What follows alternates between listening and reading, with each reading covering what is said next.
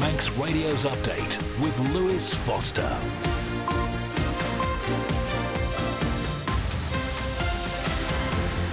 Fasamai, welcome to Update on Manx Radio. It's 5 o'clock on this chilly Thursday, the 20th of November.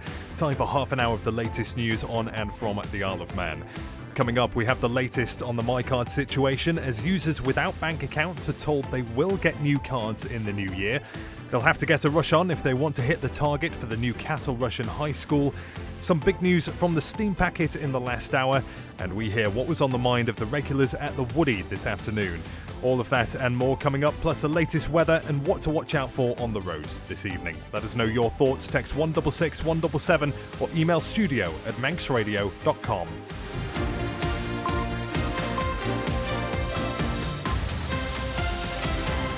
First of all, let's take a look at the latest headlines with Siobhan Fletcher. Fasamai, Siobhan. Fasamai. The steam packet has announced it will be operating a regular 3-vessel schedule outside of the TT for the first time in more than 15 years. In the newly unveiled schedule for 2026-27, Ben McCree will pilot passenger and freight services to Ireland, leaving Manannan and Manxman free to increase the number of crossings to Liverpool and Heysham. MiCard users who can't use a bank account will be issued with new MiCards in January. Proposals from the Chief Minister, amended by Rob Mercer MLC, were unanimously supported in Tynwald this morning. It came after harsh criticism from members like Arbury, Castletown and Maloo MHK Tim Glover, who believes many feel let down by the system. We've been asking about this since October last year, and here we are, suddenly a magic 15 hours of consideration overnight, and we get what we've been saying we needed for quite some time. It just beggars belief. It's hoped work could start on a new Rushen High School by the end of next year, but the Education Minister admits the timeline is tight. And the Ramsey Commissioner says residents of the town must make their voices heard about the Department of Infrastructure's plans for new flood defences. Next Monday, the DOI is holding drop-in sessions at the Town Hall for people to look at the plans and provide feedback. Further afield, the UK's COVID inquiry has found 23,000 lives could have been saved if the UK had gone into lockdown a week earlier. To assess what was reasonable, one must therefore put the decisions into proper context. Nonetheless, I can summarise my findings of the response as too little, too late. That's Chair Baroness Hallett, who found all 4 governments failed to appreciate the scale of the threat or the urgency the pandemic required. Meanwhile, the government's outlined proposed changes to legal migration to the UK. A US peace plan to end Russia's war with Ukraine has reportedly suggested Kyiv surrendering all of the Donbass region to Moscow. And Lily Allen is adding some more dates to her sold-out tour. They're your headlines. I'll have your news in full at 6. Siobhan Guramayed will bring you more on that UK COVID inquiry report during the programme. For now, though, the latest weather brought to you by Manx Glass and Glazing. There is that yellow weather warning in for frost and ice until 3 o'clock tomorrow afternoon. It's continuing dry with clear spells and light northerly winds this evening. Temperatures falling below 0 overnight, leading to a risk of frost and icy patches forming. A cold start to the day tomorrow, but remaining dry and sunny. Light winds will settle to the southwest and begin to strengthen later in the day. Top temperature of 9 degrees. Rain for a time overnight into Saturday, bringing milder conditions for the weekend.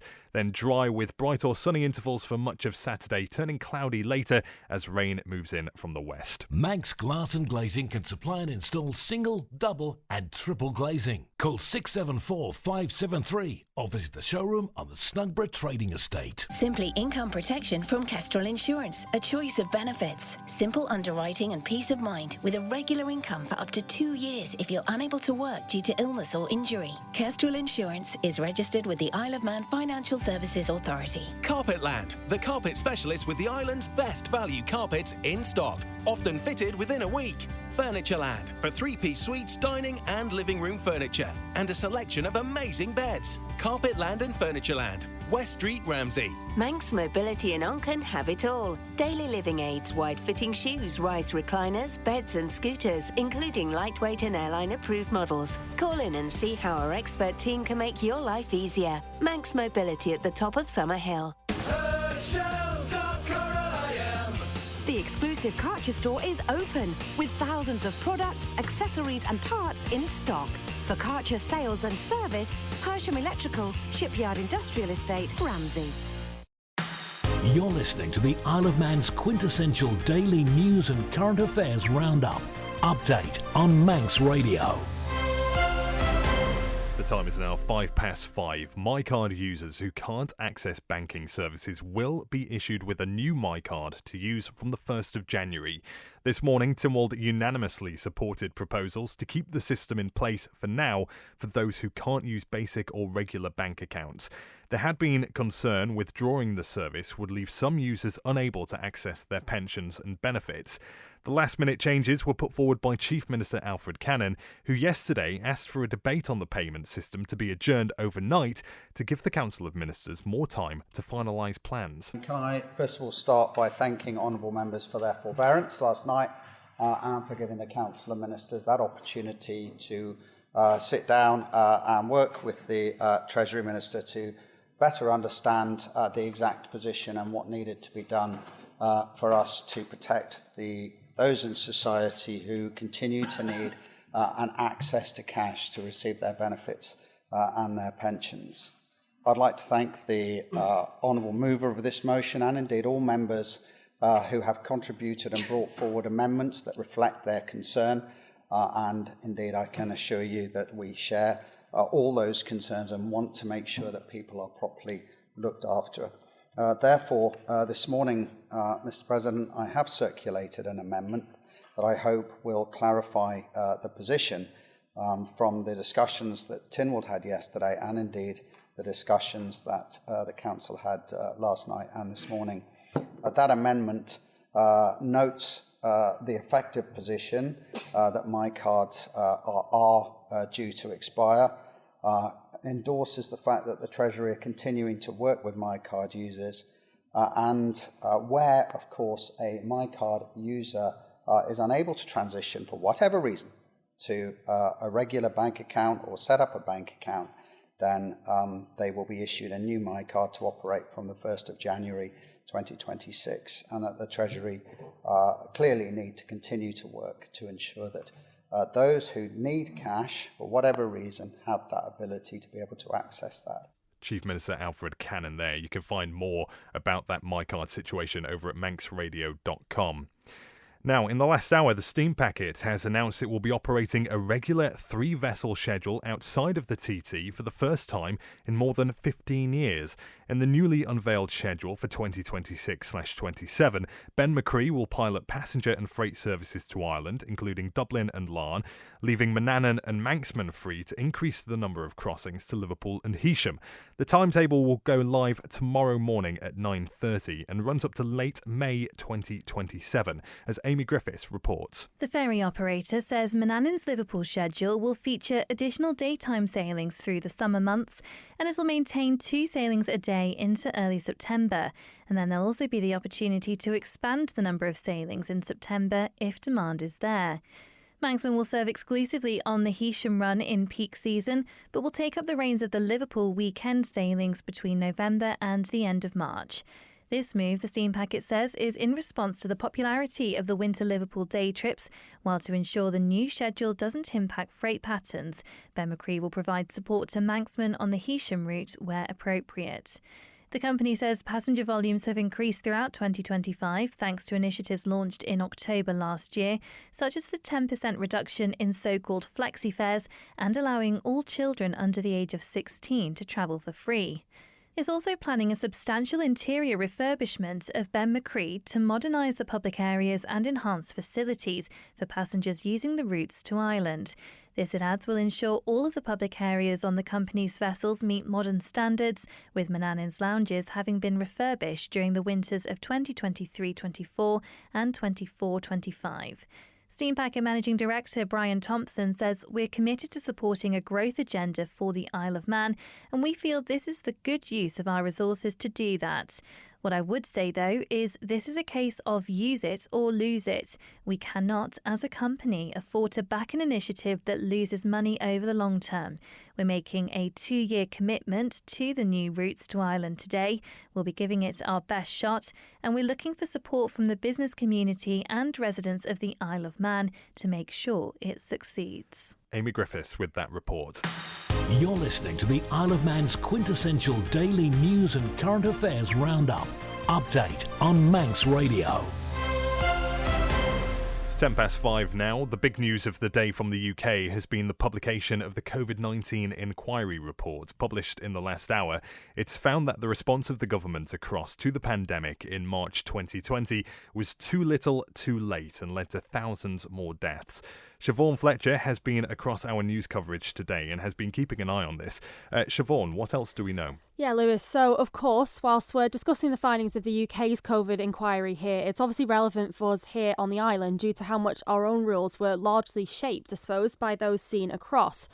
The UK's inquiry was chaired by Baroness Heather Hallett. She's a retired British judge of the Court of Appeal and a crossbench life peer. She found that imposing lockdown a week earlier could have saved 23,000 lives in the first wave in England. To assess what was reasonable, one must therefore put the decisions into proper context. Nonetheless, I can summarise my findings of the response as too little, too late. Now, she also found that lockdown could have been avoided altogether if steps such as social distancing and isolating those with symptoms had been introduced earlier. Now, it's worth noting here, Lewis, that just under 227,000 people in the UK died with COVID-19, listed as one of the causes on their death certificate between March 2020 and May 2023. Okay, so Siobhan, obviously here on the island, we didn't have an inquiry on this scale, but we did have a review into government's handling of COVID-19 here, which was published in January last year. Were any similar themes found across both documents? Yeah, so you're referring there to Kate Brunner-Casey's 3,600-page report. Now, she made 31 recommendations for us. Her findings included things like that the government should refund the charges imposed on returning residents who had to stay at the Comus. You might remember this during the pandemic. And she called for a comprehensive review of our emergency powers and for urgent action to ensure future oxygen supplies at Nobles Hospital, that sort of thing. She also found that a public inquiry was not needed here. Now, I'm not saying that everything in her report was positive. She also highlighted that the pandemic caused havoc and distress to some Manx residents and stated that lives were lost. Some people remain very unwell and many were traumatised. But I think the key thing that links the two reports today, Lewis, is that Miss Brunner found that our emergency planning was not adequate, with the island too reliant on the UK, with insufficient attention paid to things like borders. So the bigger question now is, how did the failings in the UK's response impact us here? I think more on that will be revealed as we'll have more time to digest Baroness Hallett's report. Certainly. Siobhan Fletcher, Gurmayed, thank you. We'll keep an eye on that as things develop over in the UK. Now, 12 minutes past 5. It's hoped work could start on a new Rushen High School by the end of next year, but the Education Minister admits the timeline is tight. Daphne Kane told Tynwald a project manager has now been appointed and that work has started on actual designs, she says. Built in 1961, the current building has served the community for over 60 years, but for a decade now, the need for a new school building at Rushen has been clear to staff, children and local MHKs. Education Minister Daphne Kane has been telling our Phil Gaughan that substantial progress has now been made. We've had a very positive update in recent days. There is a design team and a project manager that have been appointed, and they bring an integrated consultancy team. They've been working on a comprehensive actual design, which is looking at the sizes and position of the school facilities. Cynical observers of politics would say we've heard this all before. How realistic is it that this actual latest development is actually going to result in something tangible happening? Well, I can take confidence from the fact the contractors appointed hold experience and a clear track record of building schools across the UK. The point is that I think government has taken learnings over doing a very large capital project in terms of pinning down all the design elements ahead of going out for costing and building, and that's where we are. I won't deny that the timeline is very tight in order that we're hoping to bring this back for a vote to get on with the construction by next summer. So the vote will be next summer. I presume that would mean that the works could start by the mid to the end of 2026? Well, I think that is certainly the ambition. As I said, it's very tight. We're relying on a significant amount of effort from all involved. In terms of when the building starts beyond that, well, that would depend on the contract and how those elements fall into place when we get to the actual site. But no, I think it's the most positive progress that we've had, and it is absolutely, we are on it to enable a replacement school to be delivered. Education Minister Daphne Kane speaking to Phil Gaughan there. Well, in Tynwald this week, there were warnings that if cost proposals are delayed beyond June next year, the current administration would be unable to scrutinise them. But if all goes to plan, the proposals are set to go before politicians in the summer, and if approved, work could then start on the new Castle Rushen High School in the second half of 2026, 10 years after money was first set aside for the project.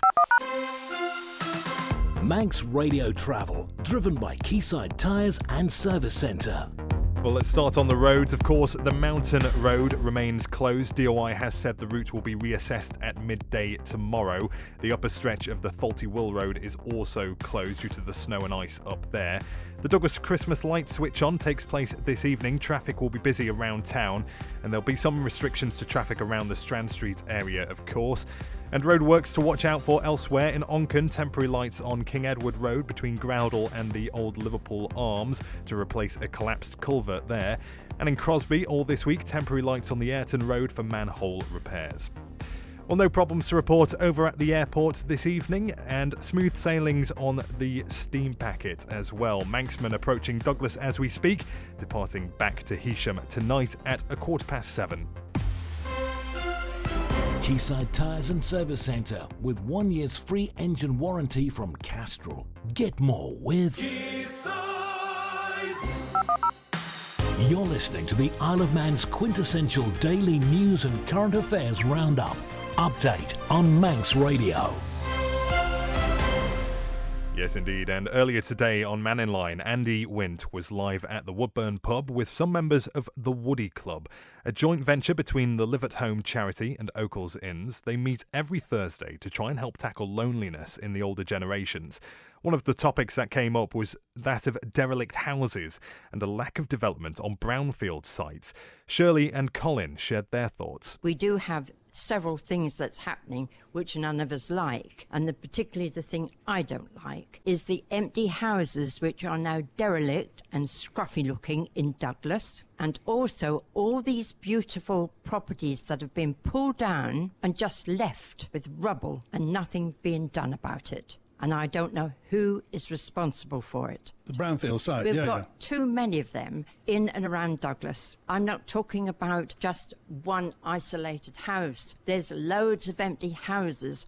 You've got so many people coming in because Isle of Man is a wonderful place for jobs and to live. But where are the houses when there are so many people? Going back to these private properties then that are either left derelict or are knocked down and there's just a brownfield site there, what do you think should happen? Do you think the government or the local authority should do something about it? Let's go to the empty houses that are just boarded up. That should be compulsory purchased. And the dirty houses, which are an eyesore, get them done, get them cleaned up, get the staff from somewhere, out of the prisons, bring them in to paint and clean up the place, not leave it. I'm part of First Douglas, I'm one of the leaders there. We're right in the middle of a building site at the moment. And for anybody who doesn't know where it is, it's where? It's right in the middle of the Manx Development Corporation. Westmoreland Village. Yes, but yeah, it's a worry. We don't have anywhere else to go. We own it, and we've been pressured to try and sell it to Manx Development Corporation. Yeah, but in the plans, we've got a nice new headquarters, but they won't tell us when they're going to build it, which will be fantastic when we get there. It's just what do we do in the meantime? And how long do they say is the difference between when that one's pulled down and the new one's built? They won't tell us.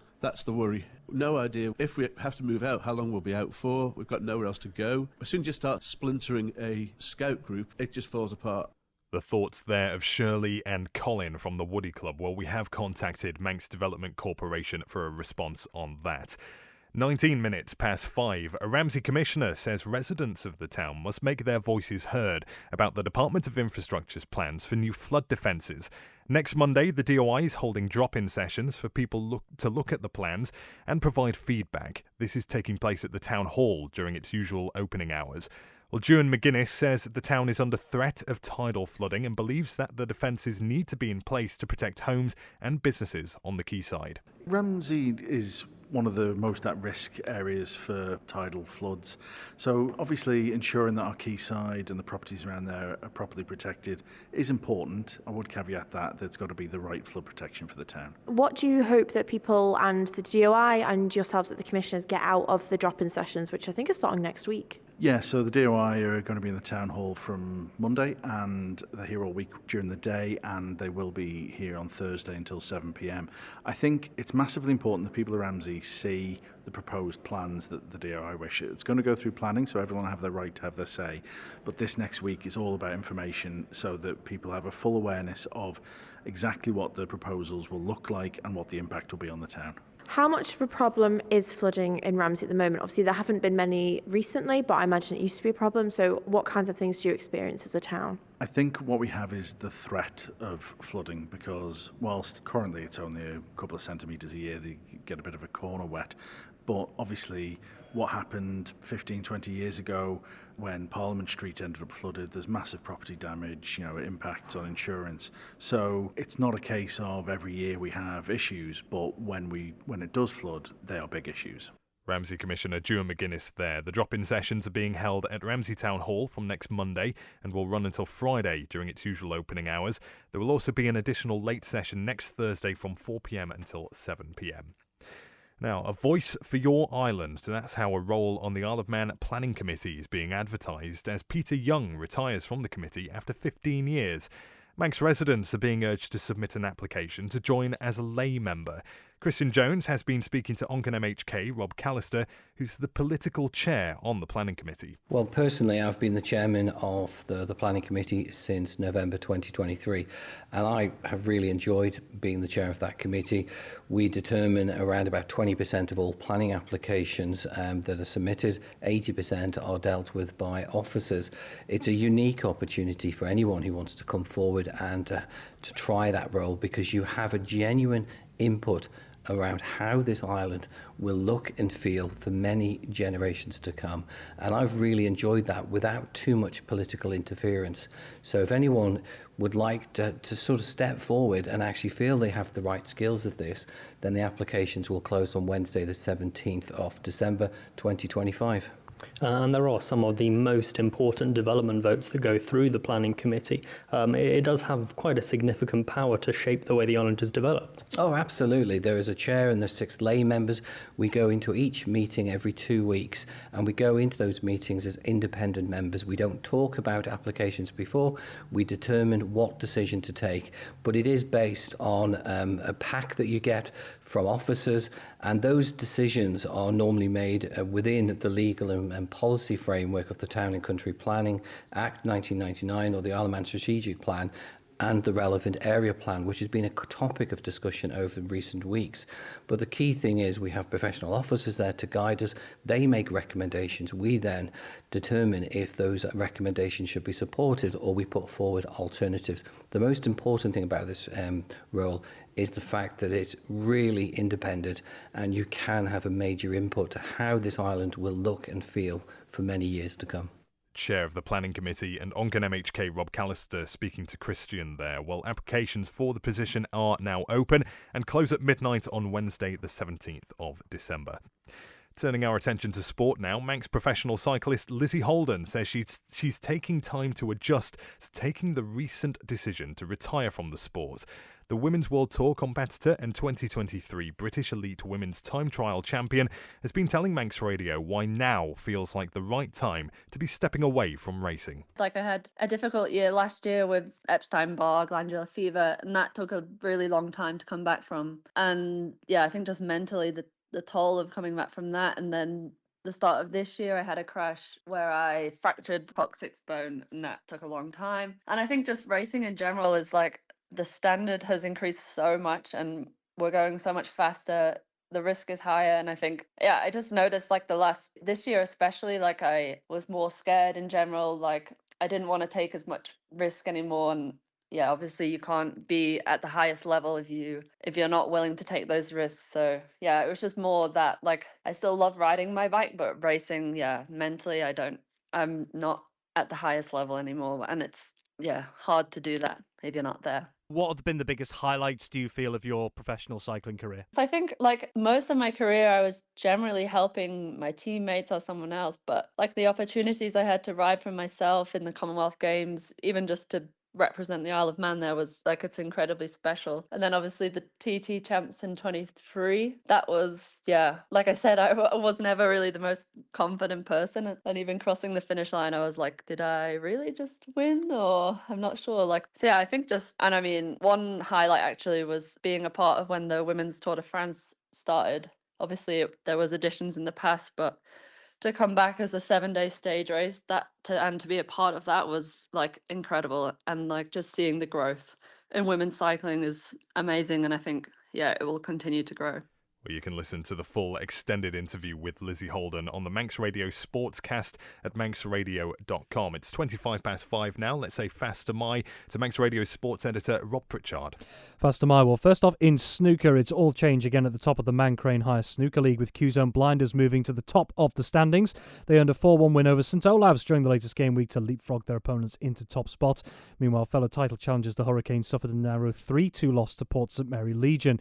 There were victories elsewhere for Douglas Snooker Bar Wallabies, Finch-Hill Rockets, the Q Ballers, Finch-Hill Mob and Snooker Barbarians. The other highlight of the latest fixtures was Finch-Hill Mob's Peter Kirkham managing a joint best break so far this season of 63, on his way to extending his individual winning run to 6 wins from 6. In athletics, a selection of Ireland competitors are expected to be involved in the second round of the British Cross Challenge in Liverpool this weekend. The series serves as the selection trial for the Great Britain under-20, under-23 and senior teams ahead of next month's European Cross Country Championships in Portugal. Among the senior runners, Manx athlete Sarah Aston is expected to contest the senior women's race for Belgrave Harriers.